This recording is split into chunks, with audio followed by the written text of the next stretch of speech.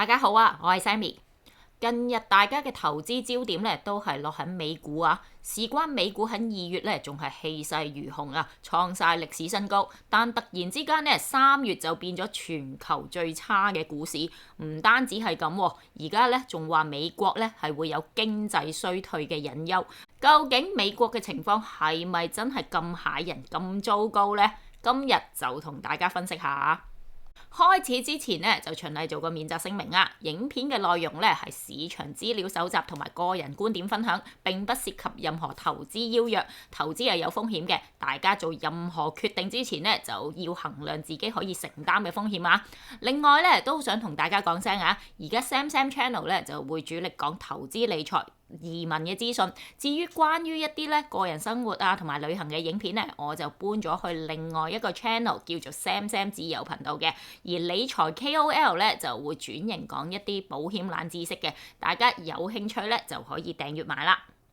先睇睇近期美股嘅表現啦。標普500指數咧喺2月19號啊創咗6147點嘅歷史新高之後咧就下跌啦。近期咧就已經跌穿埋藍色嘅200天線同埋橙色嘅250天線嘅。上星期反彈咧都唔可以企翻喺200天線之上喎，見到紅色嗰條20天線咧都跌穿埋50天線啊，出現咗死亡交叉，技術走勢係非常之差嘅，全面轉淡啊！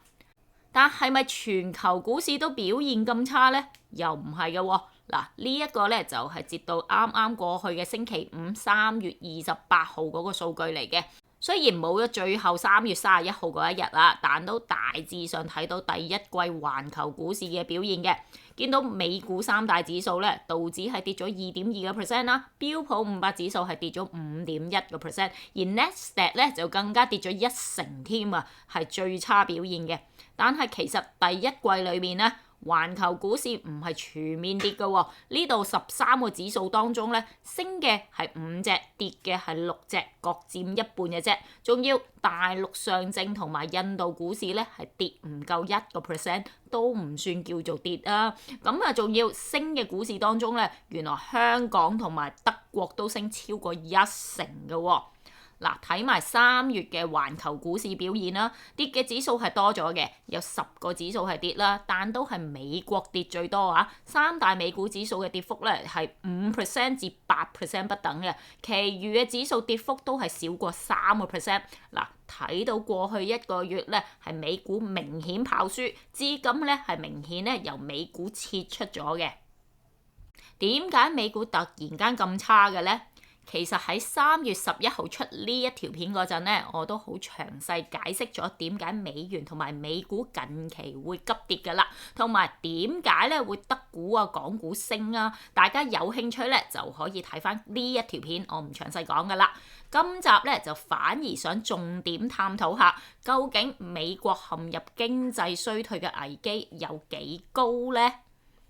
上一條片咧其實都帶出咗㗎啦，今次美股同埋美元轉勢嘅主要原因咧就係因為特朗普嘅關稅政策太飄忽所致啊，搞到咧全球都無所適從。簡單講咧就係你今日又話加關稅，聽日又唔加，後日又突然之間話加。咁啊作為消費者啦，大家都知道啦，加關稅的話咧，進口物價咧係有機會會貴咗嘛，咁就會打擊消費啦。嗱，俾着大家知道咧嚟緊啲嘢會加價，有咩反應先？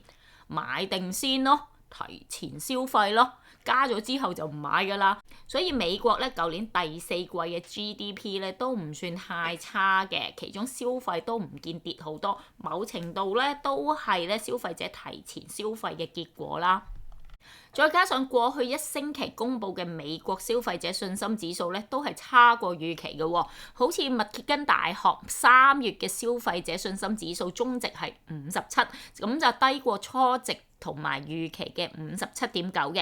而2月咧嗰個指數係64.7喎，都跌幾多㗎？另一個咧更加有前瞻性嘅指數咧，就係諮商會嘅消費者信心指數啦。3月係跌7.2點嘅，咁啊去到92.9，連續跌咗4個月㗎啦。現狀指數咧就跌3.6點啦，咁啊去到134.5嘅。預期指數咧仲跌9.6點添，咁啊去到65.2嘅，係12年嚟最低嘅水平。而呢個指數咧跌穿80嘅話咧，就係代表咧經濟衰退會嚟嘅。大家見到而家呢個預期指數係低過80都幾遠下嘅。但其實咧，商家嗰個影響咧先係最大嘅，因為商家做一個商業決定啊，例如我係咪落單生產呢一批貨啊，唔係話今日落聽日可以 cancel 嘅，咁好多時咧都要提前幾個月甚至半年去做啊。依家大家咧都唔知特朗普想點，搞到咧所有投資決定咧都 hold 住晒啊，冇人敢投資啊！喂，一陣咧你政策轉變，搞到我投資失利蝕大錢，咁啊好大鑊！話唔做唔錯啊嘛，不如睇清楚你特朗普想加幾多關稅先，我先至再決定投資未遲啊！咁而家所有企業癱瘓晒，經濟想唔跌都難啊！嗱，好耐之前咧就有一條片咧就同大家講過嘅 GDP 嘅構成咧就係消費加投資加政府開支再加淨出口。咁而家見到美國消費意欲同埋投資意欲都跌咗啦，已經衰咗兩番㗎啦。政府開支咧，特朗普啱啱先叫 Elon Musk 咧就成立咗一個 DOGE 嘅部門，政府效率部啊。咁啊，睇下咧有咩開支可以 cut 喎，幫政府慳錢。政府咧會有裁員潮咁話喎。咁嘅情況之下，政府開支可以大增得幾多咧？咁啊，仲有出口喎。你美國就大加人哋關稅，人哋國家都可以加翻你關稅噶嘛。甚至乎其他國家咧都可以抵制你美國，唔買你美國貨嘅喎。咁佢哋可以同其他嘅國家去進口噶嘛。咁其實都有機會打擊埋美國嘅出口市場嘅噃，所以咁多嘢加埋晒一齊，美國第一季出現經濟衰退嘅情況，又真係唔係冇可能嘅喎。上次喺3月11號條片咧都有同大家提過呢一個亞特蘭大聯儲銀行嘅 GDP Now 模型嘅，呢間銀行嘅預測咧係極具前瞻性嘅。2023年第三季美國 GDP 差唔多有5% 增長啦。當時咧就仲有好多間機構啊、銀行啊就估美國經濟唔多掂嘅，有啲仲話佢倒退添。但係唯獨得呢間亞特蘭大聯儲銀行咧就率先估有5.6% GDP 增長喎。而呢間銀行咧，其實喺今年2月中開始咧，已經將美國經濟增長預測由原本咧正2點幾個 percent 增長，一下子咧就調到去負增長啊！呢個亦都係咧近期美股跌市嘅元兇嚟嘅。咁雖然3月初嘅衰退預測咧就有啲改善咗啦，見到咧話升翻少少喺度嘅，但係3月尾咧又再插一插啦，最新咧係報負2.8% 嘅。咁啊，經濟衰退的話咧，正常就係聯儲局會減息刺激經濟啊嘛。但係好衰唔衰就係而家就因為特朗普嘅關稅政策，令到咧嚟緊有機會咧通脹捲土重臨啊！就好似特朗普最近宣布4月3號起啦，就對所有非美國製造嘅進口汽車同埋汽車零部件咧，就徵收25% 關稅喎，加上原來嗰2.5% 咧新關稅咧就係27.5% 啦。咁啊有啲車廠已經表示會加價啦，就好似法拉利咧就宣布會將部分嘅車型咧就加價10% 嘅。咁嘅情況之下，聯儲局主席鮑威爾都唔會咁隨便亂咁減息啦。尤其係近日美國通脹咧嘅壓力都幾大下嘅，就好似聯儲局咧最睇嗰個數字係核心個人消費支出平減指數 PCE 啊。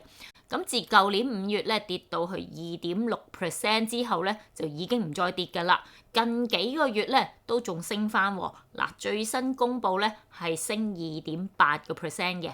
呢個咧係按年嘅變幅啊，即係同舊年同期比較嘅。如果按月去比較咧，即係同上個月比翻啦。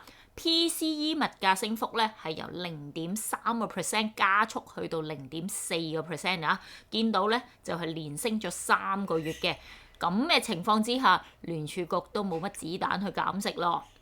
嗱，就算真係聯儲局咧緊急減息啊，呢個其實咧係出於經濟衰退而作出嘅減息。你估市場聽到呢個原因的話，個市會向上定係向下？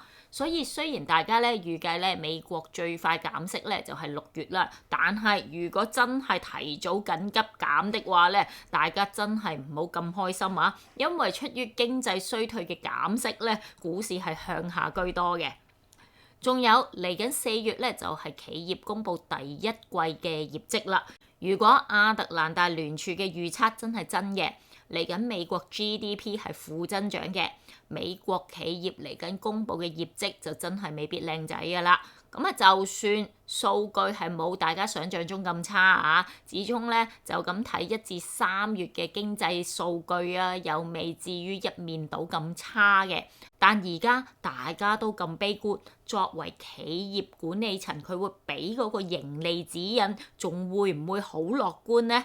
嗱，俾着我係管理層啦，都會保守翻啲啦。咁好多時就係一個差嘅盈利指引或者盈利展望啊，都有機會觸發股價下跌㗎。咁所以我個人認為啦，美股嚟緊咧呢輪跌勢咧就應該未完嘅，第二季咧都應該仲有啲下跌嘅空間嘅。嗱，不過又咁講啊，今次嘅元兇咧係咩所致咧？係特朗普嘅關稅政策啊嘛，即係人為噶嘛。人為嘅嘢其實可以好快變嘅，可以咧成個市嘅氣氛咧一下子又倒轉晒嘅。嗱，只要特朗普一聲令下，話唔再加關稅咧，隨時美股就會翻山啦。咁啊，始終咧最有實力嗰啲科技股啊，喺晒美國嗰邊啊嘛，只係之前炒得太癲，估值就炒到太貴，而家咧啲人咧先至咧轉炒其他市場嘅啫。如果真係咧美股跌到落咁上下，然之後特朗普咧又突然之間咧所有政策清晰晒，咁啊唔排除咧啲錢咧都會突然之間流翻晒入美股嗰度嘅。咁即係點啊？即係大家咧，如果真係低撈美股嗰陣咧，嗱短線少少就唔好咁搏啦，可能分多幾轉啦。咁啊，仲有撈嗰陣咧，就最好撈啲咧質素好嗰啲啦，就唔好撈嗰啲咧一直蝕錢嗰啲公司啦，冇盈利嗰啲就唔好掂啦。咁啊，仲有一樣嘢咧，就係好重要嘅，就係咧，大家咧第二季咧，如果真係咧減持翻啲美股嗰陣啦，褪翻啲錢出嚟，嗰嚿錢咧，咁其實可以咧擺落一啲叫做貨幣市場基金嗰度咧，咁放落去咧，其實都有息收嘅，咁啊靈活性都幾高㗎，大家一見到美股跌定的話咧，又可以即時調翻啲資金咧過去買翻美股啦。咁啊，記得咧之前咧都有網友問過我嘅 IB 咧點樣可以買呢個貨幣市場基金咧？係買到嘅，我下條片咧就再同大家講解啊。雖然今集咧就未講 IB 點樣去買貨幣市場基金啦，但係咧都想大家幫幫手嘅。如果覺得咧我呢條片有用的話咧，幫到大家嘅就可以拉開影片嘅資訊欄，點擊入面嘅 IB 專屬連結啦。因為我同 IB 都有合作嘅，咁大家只要點擊呢個連結咧，我都有少少嘅推廣費可以收翻嘅。咁啊，而事實上咧，IB 咧都有幾多功能咧係值得介紹俾大家噶。咁想知的話咧，就請繼續 follow 我嘅 channel 啦，同埋記得點擊 IB 連結 support 下我啦。